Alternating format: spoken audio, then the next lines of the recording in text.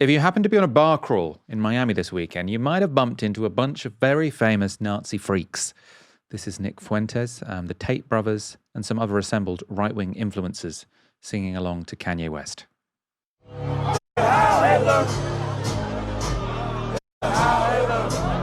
don't understand the things I say on Twitter. Now, that clip has now been viewed millions of times on Twitter. That was actually the second time they'd sung along to the song that night. So this is a screenshot of Myron Gaines from the Fresh and Fit podcast earlier in the stream. You can see him there throwing up a Nazi salute in the limo on the way to the club. Now, there's an argument, of course, we'll get this out of the way, that these Hitler-hiling edgelords should just be ignored. We shouldn't be covering them. They are, though, really quite famous. So the guy you saw in the middle of the video was called Clavicular. He is a so-called Looksmaxer who started taking testosterone when he was 14. He has over 700,000 followers on TikTok. Sneeko is a YouTuber with over 1.3 million followers on YouTube. He got famous for videos doing street interviews where he paid white people money to say racial slurs. Nick Fuentes is the white supremacist streamer whose videos on Rumble often get upwards of 1 million views. He's always going viral on Twitter as well.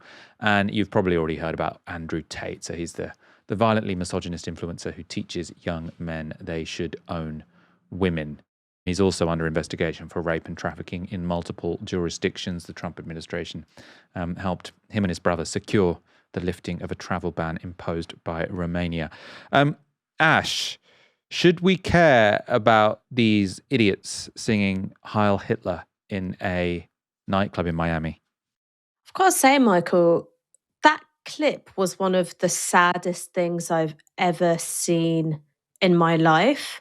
Like, you just had these desperate, thirsty men who would literally do anything for attention in a club where nobody is dancing, surrounded by completely disinterested girls, trying to look like they're having the absolute time of their lives, but somehow it's unable to really reach their eyes. Like, you can sort of see the cry for help that's just like screaming behind the irises. Obviously these are people who promote and spread poisonous messages and ideologies, but I think the real reason why they do it, I mean, there are greater and lesser degrees of actual ideological commitment amongst that group of individuals, but all of them are brought there because they're so thirsty for attention that would literally do anything for likes and follows. I mean, it's kind of pathetic. And, you talked about that individual, Clavicular, who's being held up by Nick Fuentes, but as everything that a Western man is supposed to be. He literally smashed like his own facial bones in because he thought it would make him better looking. He's taken so much testosterone for so many years that he has rendered himself infertile because his body can't naturally produce testosterone. So it's this collection of attention-hungry men, at least one of whom is shooting blanks, and they're trying to be, the Ubermensch. They're supposed to be what we were all afraid of. That's supposed to be the pinnacle of Western masculinity. Like I'm just sad for them. Like, I'm genuinely really sad for them. So the Looksmaxing thing is, so it came from incel culture, right? And so it's to say if you are a kind of dweeby man that women don't want to sleep with, then you need to take agency and take extreme measures to make yourself attractive. So for this guy, I'm on his TikTok now, you can see his sort of before and after. For this guy, he was a bit weedy and he didn't have great cheekbones. So then he injects himself with testosterone from age 14. And as you said, he sort of breaks his facial features so that they can sort of get bigger or sort of more angular. What's going on here? Because we talk about how many people follow these. How many people do you think are following these people like out of irony, or how many people are following them because they actually think what they're saying is like legit? I think there's a spectrum, right? Some people are drawn in because it's a form of spectacle. you're looking because everyone else is looking, the way in which people slow down when they're passing a car crash on the motorway. There are some people who are drawn to men like this because they project an image of success. Social media, digital immersion, we know that these are things which make people feel even a lower sense of self-worth than they already had. So they're drawn to these men because they felt a low sense of self-worth, and then everything they see deepens that. And then there are some people who are actually truly ideologically committed. Also, sorry, I forgot one other aspect to it, which is that sort of performative transgression of look at us, we're saying the unsayable, we're playing Heil Hitler in the club. I think that there's always been an audience for that kind of thing because they see it as iconoclastic or they see it as edgy in some way.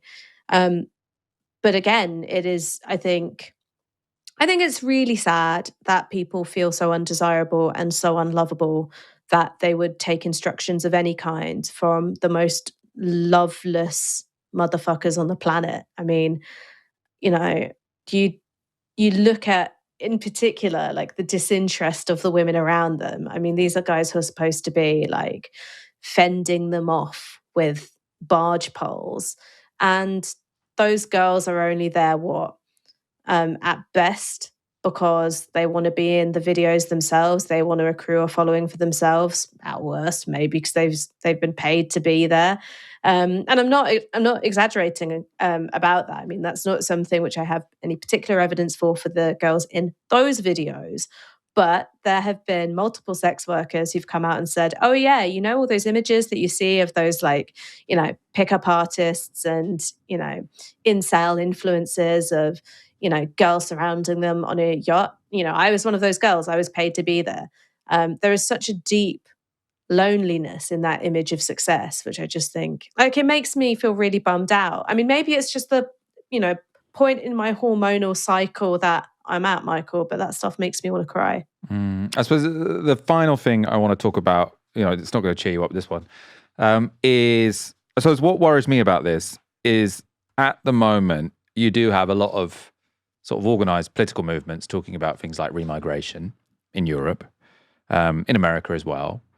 And there has been, since the Second World War, a taboo about the Nazis, which means that if the Nazis did it, you probably shouldn't do it, right? And I think that has been a bit of a limit on what is sort of politically acceptable and doable ever since then. So sort of things like eugenics, which before the Second World War, sort of there would be sort of progressives and conservatives, and all, this was just sort of something that was talked about in mainstream debate.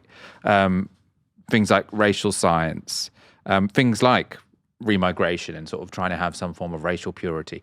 All of these ideas, which were, discussed much more widely before the Second World War. I mean, you could argue that they were already going out, but it was they were arguments and ideas that you could express. And then after the Second World War, there was just this massive idea that the worst thing you can be is a Nazi. And if your idea looks a lot like what the Nazis believed, and if you can sort of plausibly draw a connection between that belief and then the Holocaust, probably that's the kind of politics we shouldn't explore anymore, that we should try and shun. And I think at the moment you've got this moment where you've got these idiots who, they're not particularly intellectually interesting, but on the cultural side, they're sort of breaking the Nazi taboo. So it's sort of, is it funny? Is it not? It's kind of edgelording, but the idea of being a young person identifying with Hitler seems to be becoming more conceivable. And then you've got all of these political movements who are arguing for kind of a political direction which would have been taboo a while ago in Europe. And I do think that is a dangerous combination, and I don't really want to see where it goes. Well, I think you highlighted something important, which is the sort of edgelord element of it all. And this is something which I think really comes out of, the subculture on Chan boards, this desire to shock and bait and outrage and then dress it up in layers of irony. So it's really ugly, poisonous, aggressive, offensive, racist, misogynistic, etc. behavior. And then it's like, oh, but we don't really mean it. But do we really mean it? No, we don't, but we do. And deliberately using irony to create sort of lashings and lashings of ambiguity around really what is the intent. So you get to have it both ways. You get to use the N word and also say, oh, but I don't really mean it. But, I also kind of do. And dancing this dance. And again, I think it's a culture which is born out of digital immersion and the way in which digital immersion sort of breaks down bonds of responsibility, of empathy, of thinking about consequences. I think that it is morally warping for people, and in particular younger people as well. And I think that this is something which, many of the guys who are on that particular stream, they've learned how to game. And it does, I think, create a sense of permissiveness and around, if not normalizing, then certainly making more visible Nazi vernacular, Nazi imagery in a way which has political meaning and it has political consequences. But again, I don't think that you get any of that stuff, not really, without that sort of, hyper isolated, hyper atomized digital culture. Because, of course, since World War II, there have been all sorts of neo-Nazi organizations. And they've been relatively small, right? One, because of the nature of policing and stuff like that. And two, because, who wants to hang out with a bunch of neo-Nazis? But, the memification of Nazis online has done a different kind of thing because it's a relatively low cost of entry. You don't have to go and sit in a real room full of people, and you can sort of be led by your own desire for transgressiveness deeper and deeper into a rabbit hole without ever having to, leave your mum's spare room. So I think it's a culture which is built on loneliness and is powered by loneliness and thrives on loneliness. That's not to say, I saw some people in the comments saying that I had empathy for these people. No, I feel sad when I see sad things. Like, if you see like a badger that's been run over, like you feel sad. Like, doesn't necessarily mean I want to like talk to the badger or become friends with the badger. It's a sadness that comes from recognizing that there are structures and systems that have created and emboldened this culture. I can't believe you don't feel empathy for badgers that have been run over, Ash. I'm disappointed in you, but we'll wrap up there. What I mean is I don't want to cute become little friends with the dead badgers. badger. They were just trying to cross the road and they've been hit by a truck, and you're there. I'm just describing. It's been hit by a truck. I'm not having any emotion. No, I'm saying I feel sad. I feel sad, but I don't want to make friends with the badger. I don't want to make friends with the badger. Yeah, I don't want to make friends with the badger. You're right. Screw the badger.